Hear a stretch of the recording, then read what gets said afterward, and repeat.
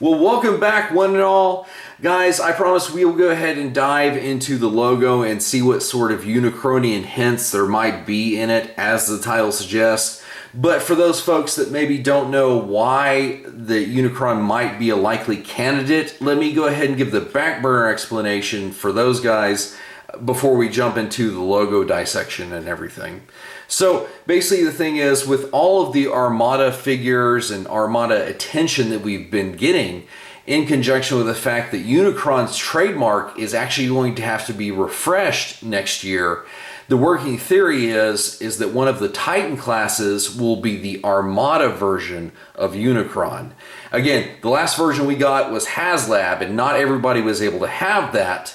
So one of the things that we're looking for is what sort of clues might there be that Unicron is the big bad. So also keep in mind that when we look at Legacy and Evolution and now United, this whole toy line was planned out 3 years ago. So all of the figures that they're going to be having for all these lines were already planned out. And so that means that Legacy United, the logo itself, they've had this in their queue for 2 to 3 years, waiting for it to be revealed, as it was just as of the time of this video recently. So when we look at Legacy's overall logo, it's very stylized, and it has been more than a lot of traditional logos that we've gotten for previous toy lines, especially the War for Cybertron. So as a graphic designer, I started noticing little details about the newest version that look very Unicronian in their design. So if we start off with the part below the A and the G, it has a lot more detail than the previous Legacy and Legacy Evolution version in that same spot. And it kind of looks like Unicron's maw. So just for funnies, let's go ahead and let's attach a maw in that spot. However, what about the overall general mass of Unicron's body? Is there anything in this design that suggests that? Well, again, we were talking about just below the A and the G, but look at how the A and the G themselves form a dome shape, or half of a circle shape. So let's go ahead and put Unicron's core body right there. Okay, so now we've got the maw, we've got the body shape. Now, what about the side struts that connect to his outer ring? Well, if you look at the bottom of the L and the bottom of the Y, those could symbolize the side struts that he does wear. All right, so now we're left to one of the more iconic features of Unicron. Well, we were just dealing with the bottom parts of the L and the Y, but look at how the L and the Y are angled. So if we go ahead and look at those as maybe that's the ring, you can kind of see here that maybe some of those elements have been hinting at our boy, as we see here on the screen. Which makes me wonder if this boy has cheekily been hiding inside of the logo this entire time and everybody just missed it. Now, the other reason that I think Unicron could be the big bad for the series is it's not just about the Autobots, Maximals, Predacons, and Decepticons from different universes all coming together united in this one battlefield. That's the obvious answer for why it's called United. But what if it took all 4 of those factions uniting together, standing united against Unicron? And that would be the perfect plot device and provide a legit excuse for a 20th anniversary version of ARmada Unicron. And that will again satisfy their need to refresh the trademark, and it will fill in one of those Titan spots. The other one might be Tidal Wave, but if you're gonna go strictly with the ARmada love for both of your Titans, those 2 boys are about as big as you can go, and it would make perfect sense. So anyway, that was just kind of my theory. Again, as a graphic designer, I started picking up on stuff, and I'm like, you know what? That would actually be a very subtle way to foreshadow. Because again, if they're gonna do a Titan class Unicron, they already planned it out 3 years ago. And we sort of know some of the stuff that's gonna be coming out through the certain waves of United. But again, the 2 Titan classes, we don't know for certain yet.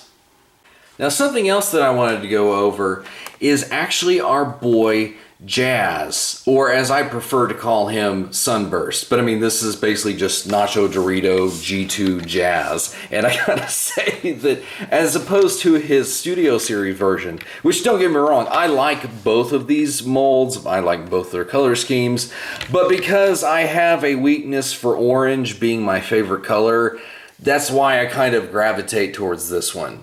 Now, I'm pretty sure on this channel, and possibly the main one, that I have at some point mentioned that my two introductions to Transformers was Beast Wars, but slightly prior to that was actually that of Generation 2. So whenever I see a boy like Jazz sporting the Generation 2 Autobot symbol, which I love how it looks like Optimus, that is just perfect. But when I see with these bots sporting the symbol that really strikes at my nostalgia, I just totally dig that. So here you can see a bunch of the Generation 2 boys are rocking their looks, and I don't think that it looks out of place because, I mean, you do have a Optimus Prime with giant flames on him, and then you've got these two boys rocking their wild color schemes. But I just want to show you how these boys look together in vehicle mode. And as you can obviously tell, this is not the first time I have bought this mold, as there are the 3 versions of Jazz and 4 if you technically count Knockout, which again, he is basically just a heavy retool of these guys. And you know, Jackpot is basically the same with a new head. And again, like I said, orange is one of my favorite colors, so the fact that this dude is varying shades of it between like the almost yellowish orange to more of the dark orange, oh man, he definitely is meant to stand out, and as a Toxitron figure, it works. So, and just kind of wrapping up our look here at the Generation 2 Jazz is I love it even more in his robot mode. Now, for me personally, when I look at this, I could actually technically consider it a different Autobot, maybe call him like Sunburst or something, because I think that works. But I just like how the silver hits and the black little bits do contrast with the yellows and again the oranges that are very present, and I dig it. Now, I wasn't too like aped about the visor, but the more and more I've had this guy out of the package, I'm actually okay with it. I think it works. Plus, again, these two guys are probably my favorite out of the entire Toxitron collection, and it's just because, as you guys know, I like them strange ones. Now, if you're looking at his weapon, you're probably going, dude, how did you get it to do that?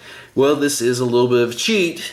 Well, to be honest, guys, these weapons right here are actually the ones that are going to be coming with the buzzworthy Bumblebee Earth mode version of Hound. I'm just kind of excited I put them with Jazz, so we got the chance to mess with them a little bit earlier. But the way that I made it look like that is basically if you take the missile tip off, and you go ahead and plug it into the hologram gun like that, you're kind of like, okay, well, how did you get it to connect to this? Well, the cheating part is I actually took a Lego piece that I have around, which actually this little Lego piece right here has proven really helpful in forming unique weapons that maybe like in situations like this where I needed a sort of double male port, I could just go ahead and plug it in one end, bang it on the other, and now you have this big giant missile gun, and I'm digging that. So it looks good with this crazy colored version of Jazz, but again, like I said, the Studio Series mold rocking this toxic kind of bright color scheme, it harkens back to my memories because I was around in the 90s, and trust me, lots of things, not just cars, but clothing, and I mean, bright colors were the in thing of the decade. So that's probably another reason I like these guys. So speaking of the Toxitron collection, I've still been debating on whether or not to open up Grimlock. My friend, that guy, I tell you what, he goes the distance because he found the side swipe and that one, I can't remember which stunt con it is, but I'm like, oh man, I am so jealous. I'm like, maybe I should go to that same hood Walmart, which that's actually what I had to do in order to get Laser Cycle, Grimlock, and Jazz. I had to go like early in the morning when all the gangsters were still asleep. Anyway, but like I said, I kind of am really digging this collection. I wasn't going to go all in. The fact that I haven't opened these two boxes, I'm still kind of hinging on that because if you open it, there is no going back. And there's a lot of stuff that's going to be revealed at PulseCon, so I'm like, oh, I don't know what I want to do. The other guy that I've been thinking about giving some attention to is Nemesis Leo Prime. He was the 4th figure from that ghetto Walmart that I got, and again, he's another one that I'm just kind of like, do I want to return him or do I want to open him? Because I like the standard version of Leo Prime.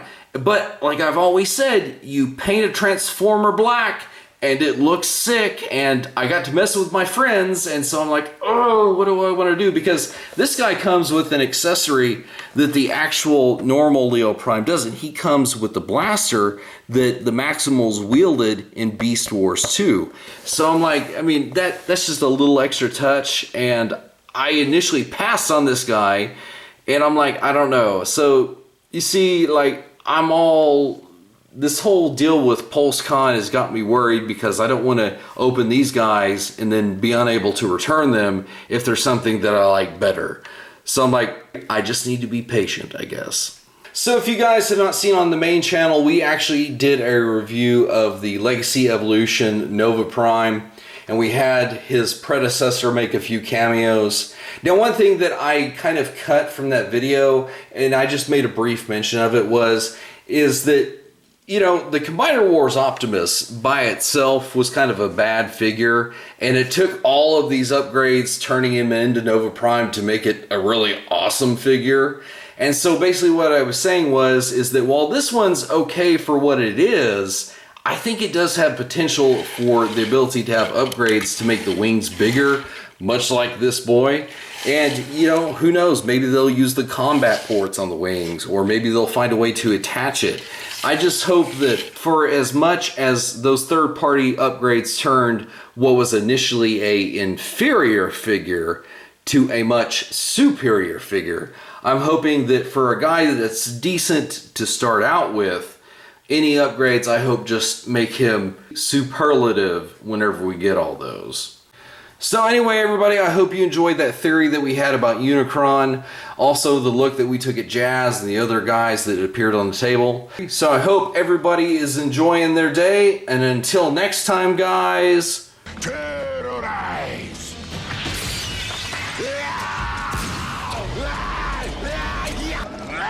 You will burn, Maximo!